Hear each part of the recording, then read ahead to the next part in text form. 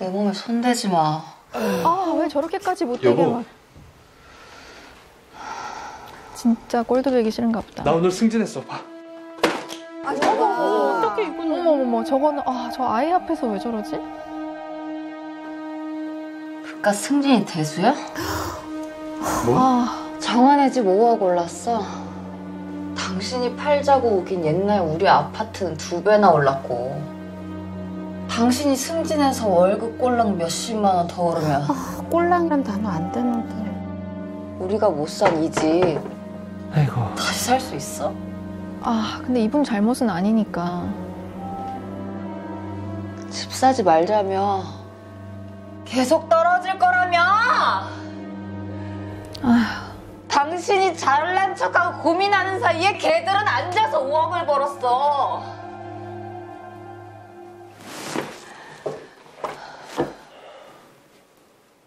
얘기는 여보, 좀.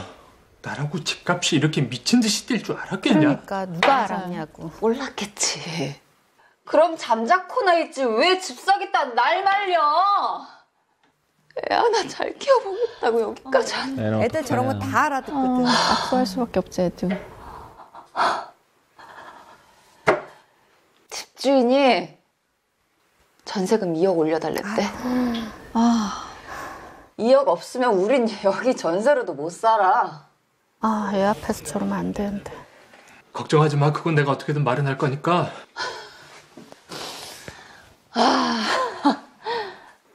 명문 때 나와서 머리 좋고 일 잘하면 뭐해.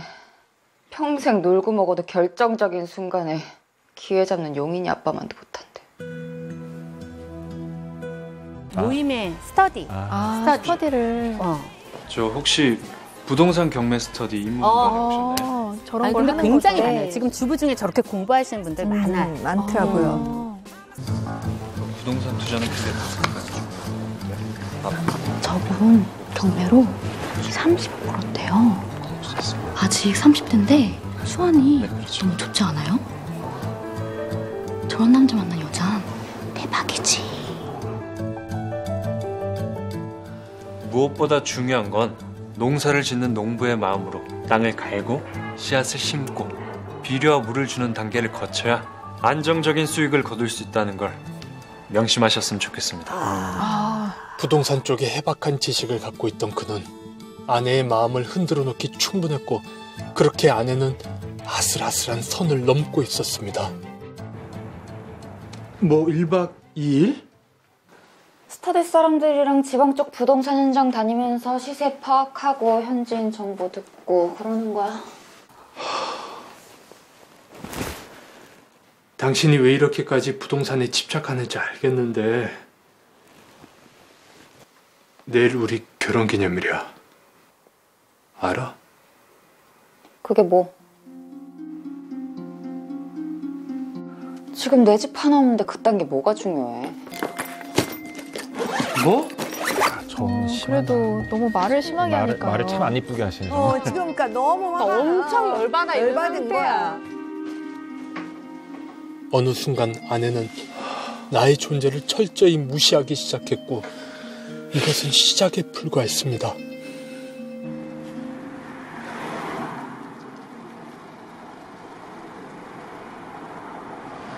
아이고.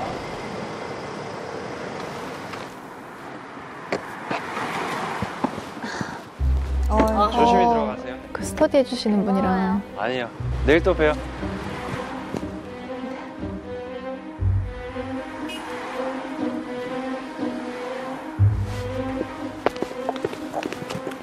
여보, 누구야 저 남자? 스터디 사람. 스터디 끝나고 집 가는 방향에 데려다 준 거야. 스터디 다니면서 만난 사람 중에 저런 남자도 있었어? 뭐 여자만 있는 줄 알았어? 가면 대부분이 남자지. 보통 남자들이 부동산에 더 열심히니까. 꼭 저렇게 한 번 더 가시를 꼽는. 저 친구는 나이도 어려. 20대 때부터 부동산 공부해서 30대 중반에 벌써 집이 2채. 땅이 어마어마해. 대단하지 않아? 지금 무슨 말이 하고 싶은 거야? 그러니까. 요즘 부동산 공부하면서 알았는데 최근 아파트를 제일 많이 산 사람이 30대래. 요즘 젊은 사람들 부자 되려고 그렇게 열심히 노력하더라. 그럼 지금까지 난 아무 노력 안 했다는 거야? 나름 노력했겠지. 근데 당신은 너무 꽉 막히고 고집스러워. 그러니까 마흔 넘도록 지금까지 집 한 채 없이 우리 가족 다 이 꼴로 사는 거잖아. 아휴, 저렇게 남편 탓을 하면 뭐가 좋을까요? 정말 꼭 이렇게까지 날? 비켜. 정원에 준영이 맡겼어. 데리러 가야 돼. 스터디 모임 후 저를 향한 아내의 무시와 비난은 더 심해졌고 젊은 남자들이 있는 스터디 모임이 불안하게 느껴졌어요. 불안하죠. 무슨 일로? 스터디 모임 사람이라고 젊은 남자가 차로 집까지 데려다 주는데 그 남자랑 집사랑 가까운 사이죠. 사실은요. 뭐? 빠져버렸다고? 같이 경매 물건 보러 다니고 부동산 관련해서 조언 듣다 보니까 그 사람이 너무 멋있어 보이고 존경심도 생기고 확 빠져들더라고. 그 남자 총각 아니야? 미친 거죠. 진짜 미쳤지. 준영 아빠 알면 어쩌려고? 몰라, 알든지 말든지. 나 그 사람 만나다 보니까 준영 아빠가 더 한심해 보이는 거 있지? 이렇게 부동산 쪽으로 돈 잘 벌고 똑똑한 사람들이 많은데 그동안 아무것도 모르면서 혼자 잘난 척한 생각하니까 정말 정 떨어져.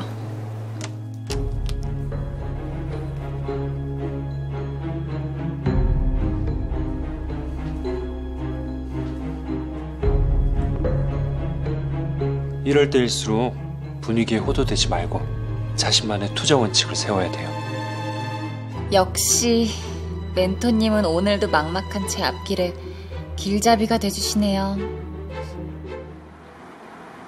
그렇게 내 자신이 한심하게 느껴지던 어느 날 생각지 못한 사건이 터지고 말았습니다. 뭐지?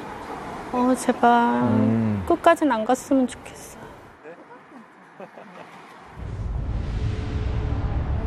우리 집에 갈래요? 집에요? 괜찮아요? 괜찮을게.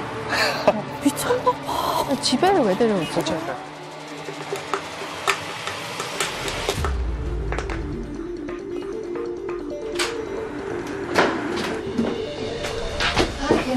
들어와요. 여기가 우리 집이에요. 아니지. 정확히는 남의 집이네. 여보!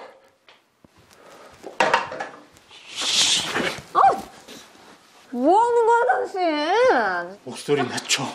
준영 있게. 뭔가 좀 오해를 하신 것 같은데 전 그냥 너무 취하셔서 모셔다만 드리고 가려고 했어요. 벌써 두 번째야. 또 한 번 눈에 띄면 그땐 안 참아. 당신이 뭔데 이래? 저 남자 편을 드네. 내가 좋아하는 사람이야. 당신은 상상도 못할 만큼 능력 있고 대단한 사람이라고. 당신 정말 그러니까 당신도 잘 보여. 당신 그 똑똑한 머리로도 못 사는 집을 이 사람은 살 수 있게 해주거든. 저 그만 가볼게요. 당신한테 그놈의 집이 그렇게 중요해? 그니까. 이렇게까지 가정을 엉망진창으로 만들면서까지 꼭 가져야 되는 거냐고! 난 꼭 가져야겠어. 세상 사람 다 있는 집 왜 나만 없는데? 제발 그 고집 좀 그만 부리고 집 마련할 능력이 없으면 아까 그 사람한테 바짓가랑이랑 자꾸 매달려. 정말 더는 같이 못 살겠네. 누가 할 소리를 하고 있는 거지?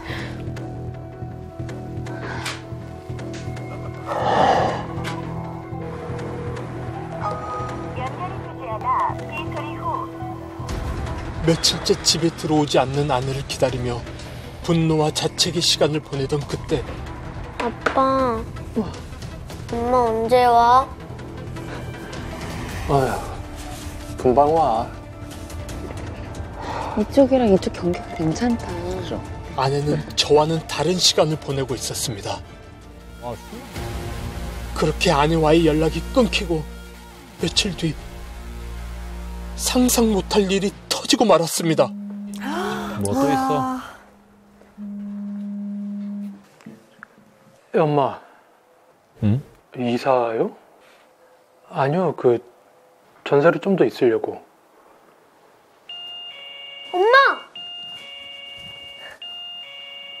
엄마! 제가 이따 다시 갈게요. 명진아! 명진아! 명진이 집에 없어요? 왜 전화가 꺼져 있어요?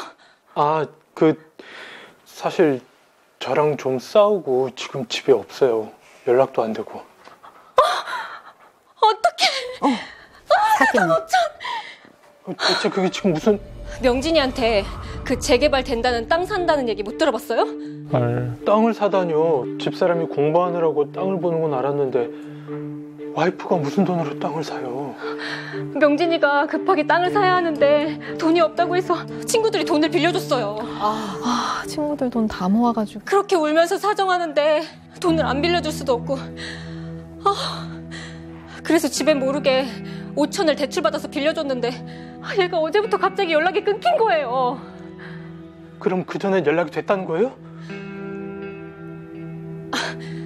준영 아빠랑 다투고 연락을 했더라고요. 자긴 당분간 집 나와서 그 멘토 남자 집에서 같이 있을 거라고. 어떡해. 아이고. 너무 끔찍하다. 너무 불쌍하다, 남자. 근데 얘가 얼마나 푹 빠졌는지 그 남자가 자기 남편이었으면 좋겠다는 말까지 하고 어제부터 갑자기 연락이 끊겼는데 혹시나 그 남자랑 돈 갖고 도망간 건 아닐까 의심이 되더라고요. 왜 누구지? 고모? 고모 친척한테 다 먹어간다. 된 일이세요? 준영이 엄마가 어머, 자기 전화를 어떡해. 안 받아서 급히 돈을 빌려주긴 했는데 주변에 돈을 끌어모아 2억 원 상당의 땅을 사고 하루아침에 멘토인 남자와 자취를 감춘 아내. 마치 악몽을 꾸는 듯한 느낌이 들던 그때였습니다. 들어와.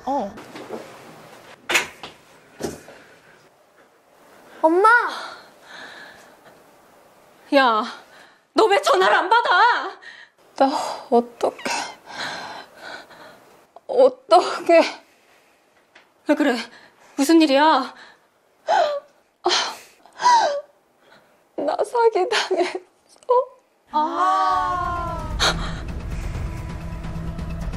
사기? 그 남자가 알려준 그 재개발 된다는 땅 말이야? 다 거짓말이었대. 그 남자 기획부동산으로 사기치는 전문 사기꾼이었대. 그러니까.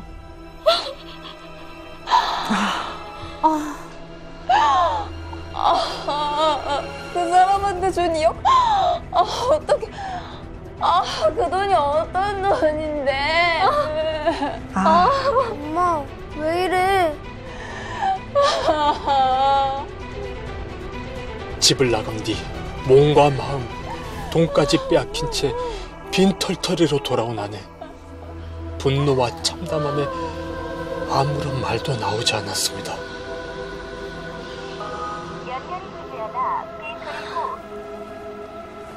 도망갔죠. 저렇게 사기 당하는 케이스 많아요. 이렇게 안 받는 거야, 진짜.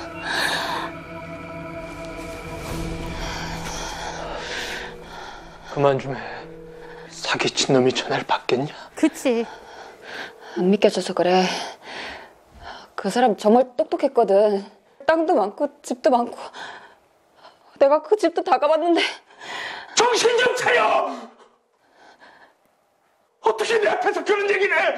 그냥 지금 저런 말 할 때가 아니지. 아휴. 저 항상 애기 있는 데서 하지 왜 저렇게? 애가 불쌍하다. 그니까요. 아빠, 화내지 마. 다 나 때문이지. 나 때문에 여기 이사 와서 우리 가족 이렇게 된 거지?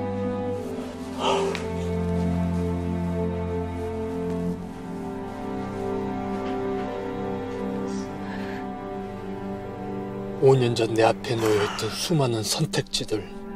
이 비극은 제 선택의 실수에서 비롯된 걸까요? 아이의 행복을 위해 선택했던 일은 아이에게 상처만 주었고 집에 대한 욕망으로 일탈한 아내를 받아들일 자신이 없습니다.